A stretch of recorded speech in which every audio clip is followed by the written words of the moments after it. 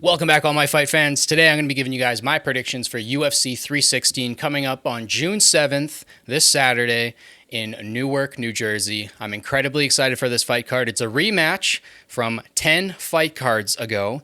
UFC 306 in the Sphere. Merab Dvalishvili took on Sean O'Malley, and it was a great fight. I actually thought that was a really, really good fight. Some people thought it was close.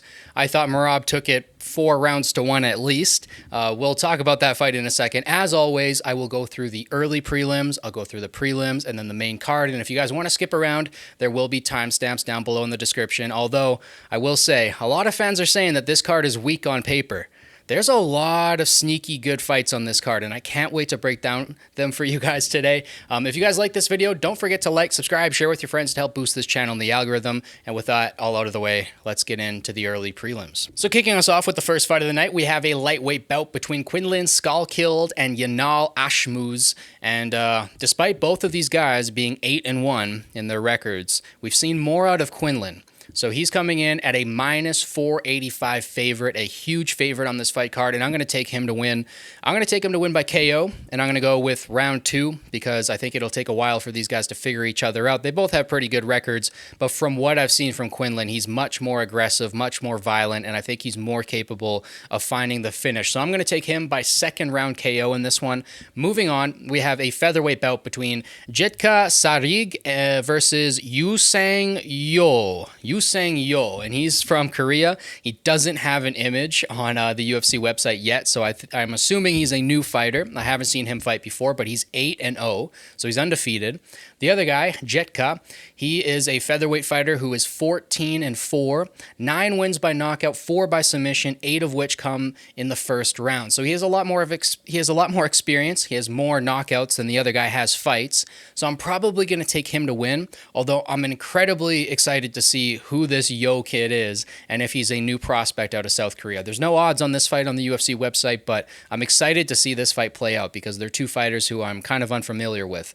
But moving on, we have a women's flyweight bout between the number 13 ranked Irene Da Silva versus Wang Kong. So this is actually a sneaky good fight because you have the Queen of Violence, who always brings it, and you have Wang Kong, who only has 1 loss so far in her MMA career. And in kickboxing, she actually got the better of Valentina Shevchenko in a kickboxing match. So she is very high level. I expect this to be a very, very high level women's striking fight, and I can't wait to watch it go down. I really think that this is a women's fight that you shouldn't take a bathroom break for because I think it's going to be pure violence. But moving on, we have our main fight on the early prelims, which is a lightweight bout between Markel Medeiros versus Mark Chinosky. So unfortunately, Mark doesn't have a photo or a record on the UFC website, so I'm completely unfamiliar with him. I'm excited to see what he does because I love watching new fighters. But the other guy I have seen fight once. I watched him fight Hubbard a little while ago. Markel is 10-1. He has an 8-fight win streak currently. He has 6 wins by knockout, and 3 of which came in the first round. So he's a little bit more tested, and like I said, I've already seen him fight once. So I'm going to take him to win, and I'm going to go by decision just because I don't know enough about the other guy, but I'm excited to see what he's all about. So let's move on now to the regular prelims. Kicking off our prelims, we have a welterweight bout between Chaos Williams and Andreas Gustafsson. Now, this is going to be a really, really fun fight, so I would circle this fight. There's no way... I shouldn't say this because I might jinx the fight, but I don't think that there's any way that this is going to be a boring fight. So Chaos Williams is 15-4, 8 wins by knockout, 1 by submission, 7 of which have come in the first round, whereas Andreas is 11-2, 8 wins by knockout, 2 by submission, 3 in the first round. So these guys are prolific finishers. They are always going for the knockout. They can grab submissions. I think this is going to be a first round KO. I'm not too certain for who, but I'm going to go with Chaos Williams just because I know him a little bit better. I've seen him fight more times. And I'm kind of a fan of him. I like the way that he fights. He brings chaos to the octagon. So I'm going to take Chaos Williams by, let's go third round KO. I think that this is going to be a war for a little bit, and then I think he's going to find his shot later in the fight. Moving on, we have a heavyweight bout between the number 7th ranked Sergey Spivak and the number 11th ranked Waldo Cortez Acosta. Now, The Moldova fighter, Spivak, I've been watching for so many years now. He's a tried and true, tested veteran, so I don't think that this fight is going to end by knockout in the first couple rounds, even though Costa has a ton of power. I'm probably going to take this fight by third round KO. Now, to give you guys Spivak's record, he's 17-5, 7 wins by knockout, 8 by submission, 11 coming in the first round. So this guy can find a submission or a knockout in the first round, and his veteran quality might get him an early finish. It might happen, but there's just something about Waldo Costa that I think is special. He's 13-1, 6 wins by knockout, 1 by submission, 3 in the first round, and he has a ton of power in his hands. I think he's going to find a later knockout in this fight, like I said before. I'm going to go with third round KO for Costa in this one. So moving on, we have a light heavyweight bout between the number 12 ranked Azmat Murkazanov versus Brenson Ribeiro. Now, Ribeiro is a great fighter. He's very, very entertaining, and this will be a very, very fun fight. So definitely circle this one as well. Ribeiro is 17-7, 9 wins by knockout, 7 by submission, 11 coming in the first round. So this guy is a prolific finisher. He's always looking to stop the guy in front of him. However, Azmat, on the other hand, is 14-0. He's undefeated at light heavyweight. He has 10 wins by knockout, and 8 of them have come in the first round. So this guy has insane power in his hands, and he's a very, very high-level kickboxer. He might not look like it on the surface, but once you really start watching how he fights and breaking down his game, you'll see that this guy is a very, very high-level striker, and I'm going to take him by first-round KO because both of these guys are going to be looking for the finish from the first bell, and I just think that Azmat has too much power. He's going to knock Ribeiro out. Moving on, we have the main fight for the prelims, and I am incredibly excited about this one. This might be the fight that I'm the most excited about on the whole card. It's hard to say, but we have the number 12 ranked Bruno Silva versus the number 14 ranked Joshua Van. And Joshua Van's closing in at a minus 550 favorite. So I love Joshua Van, but I don't think I'm going to make any money if I bet on him. This kid is so much fun. He's like 24 years old. He's already 14-2, 6 wins by knockout, 2 by submission, 2 in the first round, and he fights anybody. He steps up to the plate. He takes fights on short notice, and he's always fun to watch. So Joshua Van is going to be a fan favorite for many, many years to come. He's going to be one of the most entertaining flyweight fighters, and I'm very excited to see the performance that he's going to put on against Bruno Silva, who's 14-6-2, 6 wins by knockout, 4 by submission, 4 coming in the first round. He's no joke. Bruno Silva is going to be a tough challenge for Joshua Van, but I think if he gets a good win here, maybe if he gets a stoppage, he can get a fight in the top 10 and maybe challenge for the belt by the time he's 25. So if you win the belt young like that, that's why I have my eyes on Rei Tetsuya and Kai Asakura. Not Kai Asakura. Who's the other one? The other Japanese kid. I'm forgetting his name right now. Tatsuro Taira. That's the guy. That's the guy that I'm a big fan of. So I'm looking out for these young kids who can maybe win the belt at 25, 26 years old at flyweight, because you're going to have to go on a very, very long run and defend your belt like 12 times in a row if you want to surpass DJ. Not every weight class has a DJ, a guy who's defended his belt that many times. You have a guy like that at welterweight and GSP. You have a guy like that at light heavyweight and John Jones, but not every weight class has these amazing, greatest of all time fighters who are very, very hard to catch up to. So if somebody's going to do that at flyweight, if they're really going to surpass Demetrius Johnson as the greatest flyweight ever, they're going to have to win the belt very young. And Joshua Van is one of my favorites to do that. So I'm excited to see the performance that he's going to put on. Again, he's an incredibly exciting fighter. Make sure you don't miss the headliner fight for the prelims. So let's move on now to the main card. Kicking off our main card, we have a welterweight bout between the number 14th ranked Vicente Luque and Kevin Holland. And Kevin Holland is closing in at a minus 258 favorite. I don't like those odds, actually. I think this fight is much closer than people think. Luque has had some ups and downs, but when he's on, he's seriously one of the top 5, maybe top 3 welterweights on the planet. He is extremely talented. He can submit guys. He can knock people out. He's got all the skills. And I know Kevin Holland has those same skills, and he has those same skills at 185. But I feel like when Kevin Holland cuts down to 170, he's not as great of a fighter, in my opinion. He looks better at 185, although the opponents who he faces at 185 tend to be somewhat better than him. So Kevin Holland's one of those tricky situations where he's kind of an in-betweener between 170 and 185. Maybe he should be a 175er if the UFC ever smartens up and adds a couple weight classes. But it's not a bad pick to bet on Kevin Holland. I mean, he's an amazing fighter. He's 27-13, 14 wins by knockout, 8 by submission, 13 in the first round. He's probably going to be the fighter with the most fights in the UFC by the end of his career. Vicente Luque, on the other hand, 23-10, 11 wins by knockout, 9 by submission, 14 in the first round. So I just think that Vicente Luque has a little bit more of that killer instinct, and I think he's slightly more of a complete fighter. But they're both very, very close. I think if this goes to the ground, it slightly favors Vicente, and I think if it stays on the feet, Kevin Holland has the range to pick him apart for 3 rounds. But Luque also has the power to put Kevin Holland out. So we'll see how this one plays out. It's going to be very, very hard for me to pick this one. I'm going to be probably flip-flopping back and forth up until they actually walk into the cage.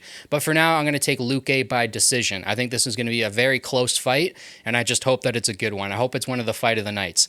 Moving on, we have a bantamweight bout between the number 10 ranked Mario Bautista and the debuting Patchy Mitch. Now, if you've been watching, Bellator, PFL, if you've been watching other organizations, Patchy Mitch may be a guy who's been on your radar because he's an incredible fighter. He just turned 31 recently, I think, so he's just kind of getting into his prime now. He's 21-1, I believe. I think that's his record. I'm blanking right now because it's not on the UFC website, but his only loss was a decision, and it was a fairly close fight, and he also has wins over some really, really good guys. Magomedov, I believe. I think he beat that guy twice. That guy beat Petr Yan at one point, and then Petr Yan beat him back, but that guy's really good. He beat him. He beat Sergio Pettis, who's the little brother to Anthony Pettis, who was a really, really high-level 135er, 125er, especially when he fought in the UFC. Sergio Pettis was one of those guys who I always thought could maybe win a belt one day, and Patchy Mitch recently beat him. So Patchy Mitch might be one of the guys who comes into the UFC and shakes up the bantamweight division and challenges for a belt in a year or two. I'm incredibly excited to see what he does. I love when these really high-end fighters come over to the UFC. It's sad when they come over too late, like Michael Chandler, like Pitbull, like MVP. They're coming over a little bit too late. So I like when we get guys in their prime who have looked really good in other organizations. I'm still waiting for Usman to come over because I think Usman Nurmagomedov I think he's a more complete fighter than even Islam. I think he could become the lightweight GOAT eventually. Hopefully he comes over soon. But yeah, I'm incredibly excited to see what Patchy Mitch does in there. And I'm actually going to take him to win this fight, even though Mario Bautista just beat Jose Aldo. And he's been looking really good, especially with those leg kicks. I'm going to take Patchy Mitch in this one by decision. I just think that he's a more high-level fighter. His IQ's a little bit higher in my opinion, so I think he's going to get this one done. Then we move on to the middleweight bout, which has been rescheduled. This was supposed to happen a few months ago, but finally we are getting Gastelum versus Joe Pyfer. And Gastelum, he's been a fan favorite for a long time. I think ever since he had that fight with Izzy, everybody's always liked Gastelum. He always brings the fight, and he's a really, really entertaining guy to watch fight. So he's 20-9. 6 wins by knockout, 6 by submission, 7 in the first round. Pyfer, on the other hand, is 13-3 with 9 wins by knockout, 3 by submission, 7 in the first round. So the thing about Pyfer is he has a lot of power in his hands. He might be one of the hardest hitting guys at 170 or 185, but I think he's going to run into a challenge here with Kelvin Gastelum because Kelvin Gastelum has a great chin and an amazing gas tank. He's got cardio for days. He might be able to drag this fight out. We'll see. If it was a 5-rounder, I would honestly say Kelvin Gastelum by decision. That's where I'm putting my money. But because it's a 3-rounder and it's not a headliner for a fight night, I think Pyfer is going to be able to sneak away with it. I think he's going to land big shots in the first, second round, maybe knock him out, but Kelvin's got a great chin, so we'll see. And if it goes that way and he lands some big shots in round 1 and 2, I don't think the third round's going to matter. I think he'll win it by decision. So I know it's boring to pick that. I feel like he could get a first or second round KO, but I'm going to take Pyfer by decision in this one. I just think that Kelvin's just too high level. I think he's got too much cardio, too great of a chin. I think he's going to squeeze this one out to a decision, but I don't think he has enough weapons to counter Pyfer's power. Moving on, we have the co-main event. A women's bantamweight title bout between Juliana Pena and Kayla Harrison. And this is, I think, the biggest favorite on the entire card. Kayla Harrison is a minus 625 favorite, and for good reason. She's one of the greatest judoka players like on the planet when it comes to women, and I think she's just gonna ragdoll Pena. I don't really think Pena's that great of a fighter. I don't think she's on the level of Nunes, Shevchenko, even Joanna. There's a lot of women's fighters who I think are more talented, and I think Kayla Harrison's like at the top of the heap. She's up there with Cyborg and Nunes and these other fighters. She only has one loss in her career. She has 6 wins by knockout, 7 by submission, 9 in the first round, 18-1 overall. Whereas Pena, on the other hand, 13-5, only 3 wins by knockout, 6 by submission, and 4 in the first round. I just don't think that she has the tools to get this done. I think she's going to get ragdolled. I think it's going to be a very, very one-sided fight. At least I hope it is. I don't like Pena. Every time she opens her mouth, I'm like, shut up. Like, I don't want to hear you talk. You sound ridiculous. She always embarrasses herself on the mic, whereas Kayla, pretty respectable. You know, she hasn't said too many things that I'm like, I don't like that. I actually like Kayla quite a bit. So this one's a little bit personal for me. I really want Kayla to smash Pena's face in, and I hope she gets this done by a knockout. I'm going to say round 3 knockout for this one. I think it could probably end sooner than that, if I'm being completely honest, but I got to give credit where credit's due. Pena is definitely a tough girl, but I just don't think that she has the skills to win this fight. I just don't see it happening. But moving on, now we have the main event. The rematch between Merab Dvalishvili and Sean O'Malley for the 135-pound title. This is going to be a great fight. Now, the thing is Merab has fought since their last rematch. He fought Umar in a very, very close fight. He won it 3 rounds to 2. Umar, I'm going to just say this because I'm a huge Dagestani fan, but he broke his hand in that fight. I think if they run it back, I think Umar can win it. It was a very, very close fight. I want to see that one ran back.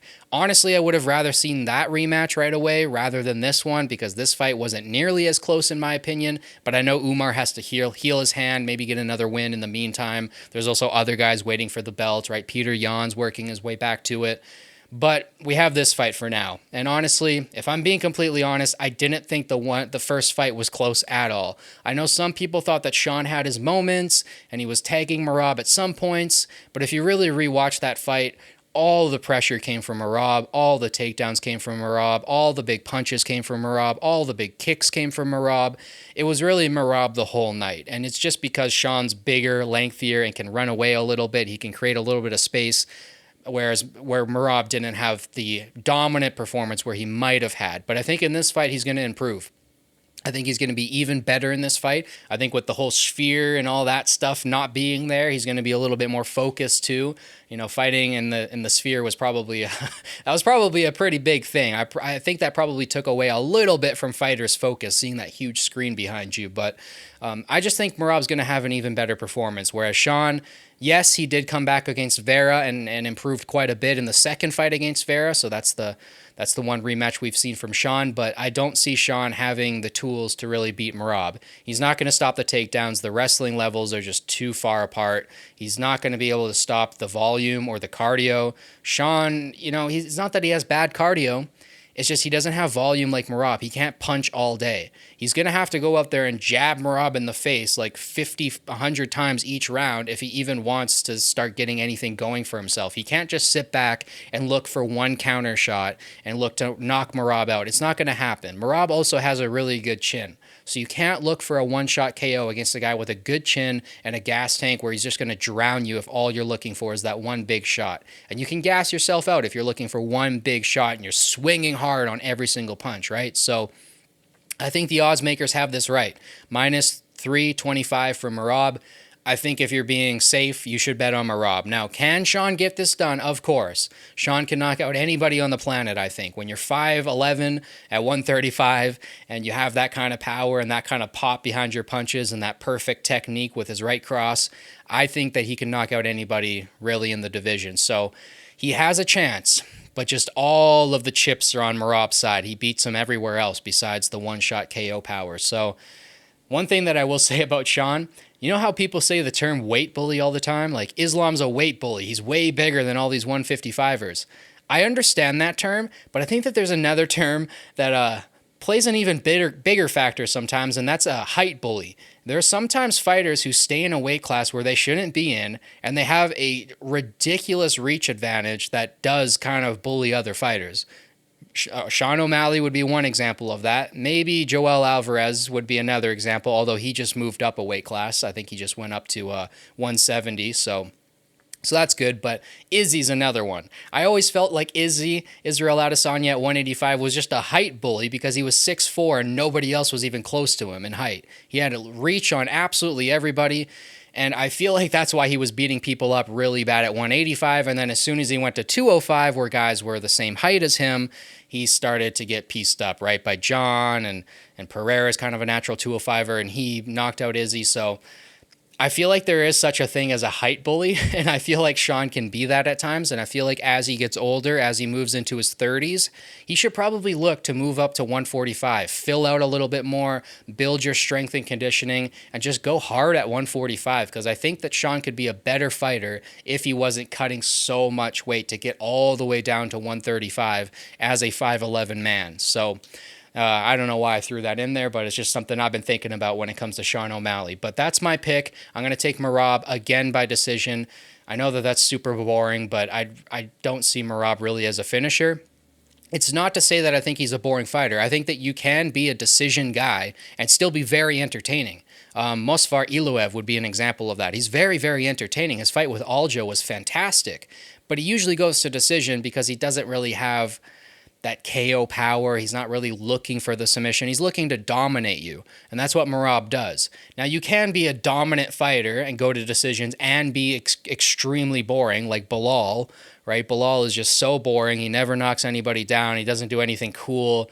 His techniques are like pretty flaccid and boring. Like there's not really anything explosive or interesting from Bilal, so I don't think that Merab falls in that camp, though. I really think Merab is an entertaining fighter, and I love watching him fight. I love watching him dominate guys and just melt their will with supreme cardio. It's a lot of fun to watch, so I'm excited for this fight card. I think the Joshua Van fight will be awesome. I think the Kevin Holland fight will be awesome. I think the Silva versus Wong fight will be awesome, too. I think there's a lot of underrated fights on this card, so I'm excited for it. And let me know your guys' thoughts down below in the comments. Do you guys like this fight card? Are you going to be watching it? Are you excited for any of the fights?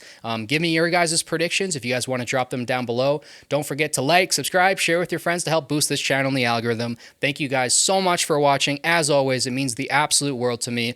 Enjoy the fights. I'll catch you guys in the next one. Peace.